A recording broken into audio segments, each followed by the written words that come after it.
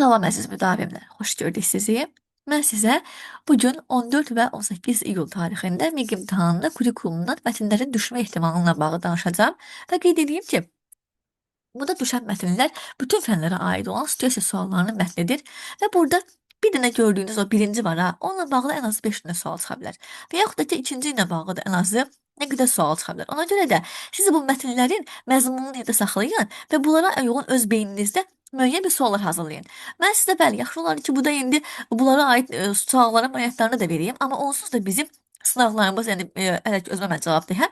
Mən öz müdavimlərimlə hələ bir dənə bu 17 gündə 14 gündə günün sınağı adlı sınaqlarımızın içərisində bunlardan biz çox danışmışıq. Yəni demək olar ki, bütün məzmunlarımız, stress yoğun suallarımız bu haqda olubdu. Ona görə də mən bir də sizə burada o sualları vermək istəmirəm və əminəm ki, digər həmkarlarımın da müdavimləri hər biri bu suallara yoğun çoxlu stress yoğun suallar işləyiblər. Ona görə artıq bunların məzmunundan xəbərdardırlar.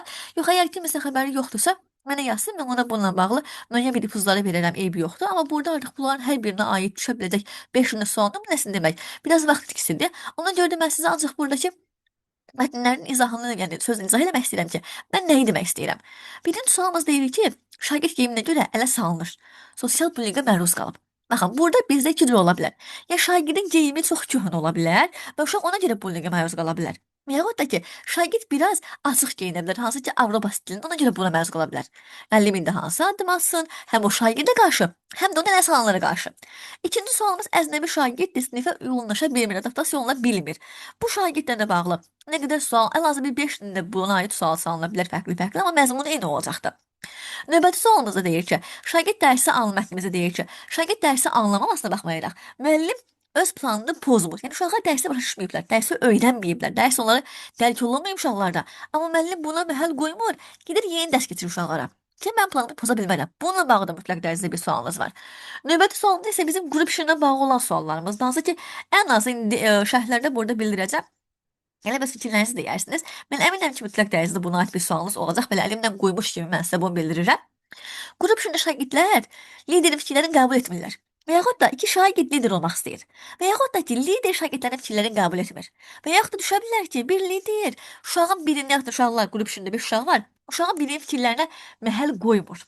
Və yaxud da düşə bilər ki, iki uşağın fikri bir-birindən kəskin fərqlənir, hansı fikri götürsün. Bax, bu tip suallarınız düşə bilər. Mən sizə hər dördünü dedim. Və yaxud uşağın biri var, ancaq öz işini görür, çəkilir kənara. Və yaxud da bir şagirdimiz var, hamının işinə müdaxilə edir. Bunlar hər birisi bizim qrup işinə bağlı olan düşəcək mətnlərimizdir. Bunları bir öz beyninizdə analiz edin ki, hansı cavabları verərsiniz. Oxuyun, oxuduqca və öz beyninizdə müəyyən bir cavablar verin. Növbəti də müəllim dərs keçəndə iki şagird yerində pısıltı ilə danışırmış. Şagirdlər kağızı yumrulayır, lövhəyə atırlar. Çəni qəbul sualıdır. Şagirdlər götürdülər, müəllim neynəsin? Bəli, elə hallarımız var ki, biz deyirik ki, müəllim o an sadəcə 0 versin. Amma bəzi istisna hallarımız ola bilər ki, müəllim o şagirdi və onun ailəsini psixoloqa yönləndirə bilər. Çünki şagirdin köçürməsini bəzən valideyn uşağa incidir ki, aşağı qiymət alsan evə gəlmə. Bax, bu hallarda bəli, müəllim artıq o şagirdi və onun ailəsini psixoloqa yönləndirə bilər. Növbəti bir sualda şagird həmişə oxuyur da indi passiv qalır. Və yaxud şagird passivdir, dərsə marağı yoxdur. Müəllim bu zaman nə etməlidir? Cəlb olunmanı artırmalı idi. Yaxud da müəllim şagirdən soruşmalıdır ki, bunun səbəbi nədir?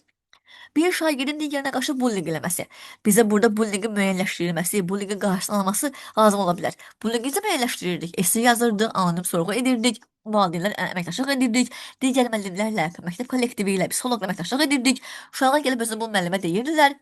Bullyingin aradan qaldırılmasında isə, yəni olmasın deyə də mənəvi inkişaf, empatiya, emosional intellekt aşırırdıq şagirdlər, olmadan nümunə olurduq. Uşaq sənin dərsində başqa bir müəllimin fən tapşırıqlarını yerinə yetirir. Müəllim neynəsin? Sinifdə nizamlıq pozulub səs-küyü var, müəllim neynəsin? Uşağın biri mütəmadi suallar verir. Bu sual dərslə bağlı da ola bilər. Müəllimin şəxsiyyətindən də bağlı ola bilər. Dərsi dəxilsiz də ola bilər. Hər birində eyni məzmundur.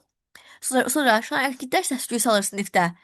Sonra şagirdin biri müəllimə qarşı kobud və aqressivdir. Müəllimi sevmir. Müəllim neynəsin? Uşağın biri müəllimi sevir. Müəllimə rəğbət bəsləyir. Müəllim neynəsin? İş mühitində bir iş yoldaşı o birisində irad tutur. Neynəsin? Yaxud da bununla bağlı sonluğunu fərqli formada qurulmuş nə qədər sual düşə bilər. Bir müəllim başqa bir şagirdi incitdiyini sən görürsən, neyniyərsən, hansı tədbir görərsən? Şagirdin marağına uyğun mövzunu dəyişmək olarmı? Bir sualımız isə sinifdə inklüziv şagirdimiz var. Tez-tez qışqırır, ağlayır, dərsi pozur, müəllim hansı tədbiri görsün? Bax, bu sualların başlığı altında sizə en qədər sual salına bilər. Və yaxud da bir-iki sualınız hələ valideyn gəldi sinifə, müəllimə qarşı aqressiv oldu, valideyn gəldi sinifə, direktora müəllimi şikayət elədi, direktor hamının içərisində müəllimə qarşı gizliliyi pozdu. Bax, bu tip suallarınız sizin miq imtahanında görə biləcəyiniz sual tiplərindəndir. Ona görə ən əxsus bu mətnlərdən bağlı əsas formada, yəni hazırlıqlı olmağınız mütləqdir. Belə, ümid edirəm ki, mətnləri oxuduğunuz zaman cavablarınızı rəyə qeyd edə bilərsiniz və yaxud da hər hansı bir yeri anlamırsınızsa qeyd edin. Mən sizin üçün həmin yeri aydınlaşdırır və ona izah çəkim.